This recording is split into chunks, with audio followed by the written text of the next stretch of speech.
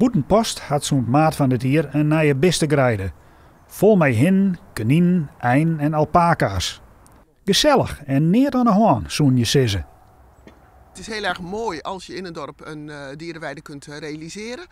Mensen vinden het heel erg leuk om daar naartoe te gaan. Het is een plezier om er te zijn voor jong en oud. Dus als je dat kan realiseren is dat een meerwaarde voor het dorp.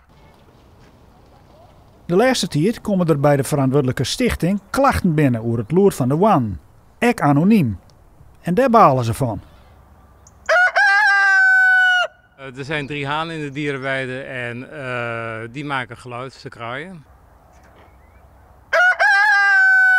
De klachten gingen eigenlijk alleen maar over de geluidsoverlast die de hanen zouden veroorzaken. Plaatselijk Belang en de stichting had ze staan gewoon haar nocht van alle opsquor.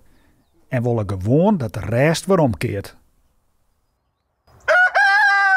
We vonden het wel dusdanig dat we zeiden, ja, dat willen we niet. We willen eigenlijk dat dit een bron van plezier is en dat mensen geen overlast ervaren van de dieren uit deze weide. We hebben dat in het bestuur besproken en een van de bestuursleden zei dat er ergens een afspraak was dat er geen hanen in de dierenweide zouden komen. Dus dan moeten we toch besluiten om de hanen te verwijderen.